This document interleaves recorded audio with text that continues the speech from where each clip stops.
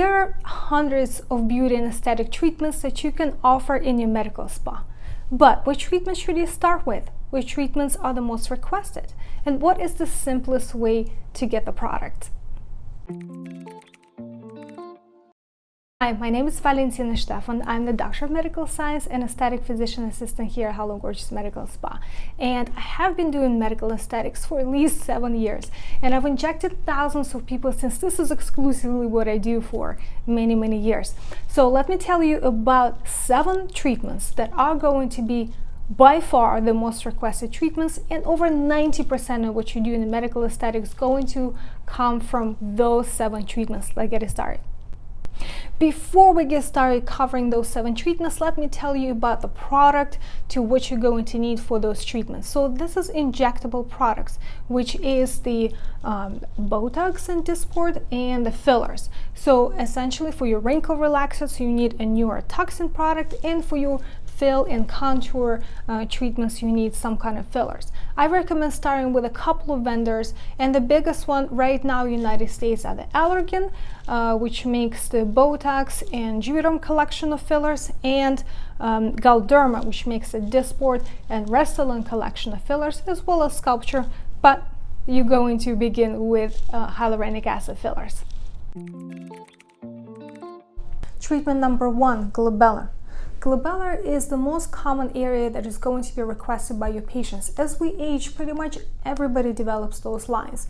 There are a vertical couple of lines, vertical 1 line, vertical horizontal line. Everybody's anatomy going to be a little bit different, but what is the same is that as we age, those lines start to show up, and nobody likes seeing them because it makes the person's face look tired, angry, concentrated. Nobody wants to see that kind of look. So relaxing these lines removes the tired appearance and gives a little bit of nice brow lift, which always looks very refreshing. So for the product, it's 20 units of Botox on average, or 50 units of the Dysport going to be treatment. And the technique here is really important because you don't want to inject the wrong muscle and create a wrong effect. Treatment number 2, Frontalis injection. So Frontalis injection is for the horizontal forehead lines. The appearance of those lines is different depending on the person. I have some patients who have developed those lines in their early 20s, and I have the patients who did not develop those lines until the 50s. Eventually, everybody develops the Frontalis lines, and the other cool thing that this injection does, you can also play with Frontalis to create a little bit of a lateral brow lift. So for Frontalis injection, it's also Botox or Dysport that you're going to use. The number of units really varies per person, can be anywhere from 3 units to 30 units. It depends on what you're trying to accomplish as a result, the strength of the muscles and the size of the forehead. Treatment number 3, lateral canthus lines. So those are the crow's feet, so always squinting the eyes, those lines up here, and it's something that really bothers people because it makes them look like the eyebrow is a little bit more down, the eyes a little more squinted, the eye looks older once we start having these problems. And of course, that drop of the lateral brow that everybody experiences as we age is not very complimentary. So if we inject the Botox or Dysport in this area, it helps to open up this area, gives a little bit of lift here, and helps to improve the crow's feet. Our next group of services are going to be fillers, and number 1 is going to be a cheek filler. So by cheek filler, I mean could be anterior portion here, or could be the lateral, or could be both. As we age, we lose the deep fat pads, as well as lengthening of the ligaments and superficial fat pad migration. All of that create issues such as lengthening of the tear trough, the extra volume just above the nasolabial fold, which makes the nasolabial fold appear more pronounced, the jowling, a little bit of a drop over the face, and making and the face looks heavier on the bottom just because of global shift.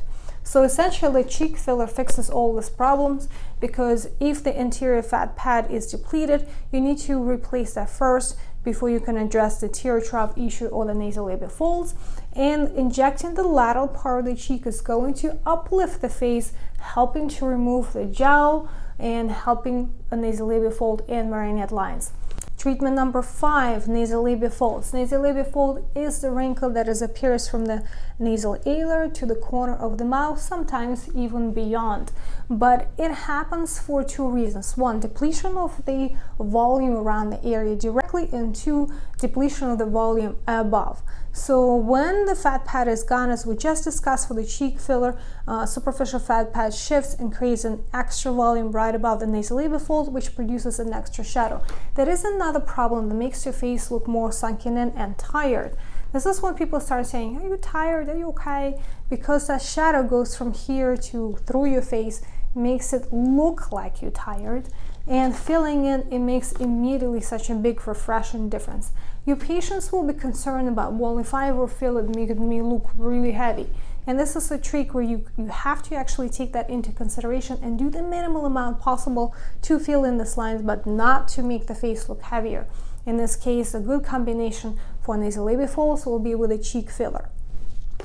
For the product, from the Restylane line, you can use Restylane Define for the deeper nasolabial fold, or Restylane Refine for more shallow, or for the edged in lines. Edged in line is a little bit of kind of scratch mark that appears in the area, especially can be highlighted by the makeup. The Juvederm product, the Juvederm Ultra Plus XC, can also be used and actually been used for a very long time, even before the Restylane, but it is not a dynamic product, so it does not stretch and moves with the face as well. I recommend to using that probably with somebody with a little bit of deeper problem, or older patient who have issues with durations with the Restylane. Since we're talking about the lower face, let's talk about our next treatment, number 6, and this is Marionette Line treatment. Marionette Line is the shadow that appears from the corner of the mouth and it goes down. So over time, we start noticing just a little bit of shadow right at the corner, and then it progresses down, down, down, and then produces kind of like a whole line here. And sometimes it's really hard to treat. Why? For the same reason as the nasolabial fold. Sometimes the problem is not even here. It could be the problem in the mid-face. It could be the problem back here. It could be the problem with the chin. So sometimes you need to fix many other areas before you can go for marionette lines. But I can tell you that for majority of patients, if you inject some amount directly, you'll make some improvement.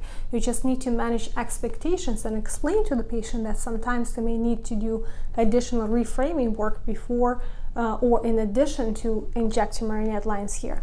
There's never a day in my practice where I don't have to address this area here, sometimes in combination with many other things. But know how to treat it well, and for the product, I like to use Juvederm Ultra XC or Restylane Define. Restylane Refine, not so much. It's unusual to have really shallow area here, so usually it's a deep volume that you need to replenish. And of course, last but not least, the lip filler. The lip filler is very frequently requested treatment because it can benefit anybody from very young patients who want an augmentation to your very older patients who need more of the lip volume restoration. For the product, Juvederm Ultra XC or Restylane Kiss. This is from Galderma or Allergan line of products. There are many others that are also very good that can be used. There are a variety of different techniques to how inject the lips, and there are a variety of different trends. Since I've been in medical aesthetics, there have been at least 5 different trends. And you do need to know what they are, and you do need to know the technique for them, because patients will be requesting particular product and particular technique, and if you're good at them at the right time, they can bring you a lot of business. So that's it. Those are your 7 most commonly performed treatments that are going to be 90% of what you do in the medical aesthetics, so know them well. Technique here is really important because you don't want to mess up those basic services. So I have created a Medspa from scratch course where I talk about in details about the technique for the basic services and technique for the advanced services, as well as all other information on business of the medical aesthetic. I'm going to leave the link to the course below this video. Please, if you like this video, give me a thumbs up and comment and subscribe to my channel. And until next time.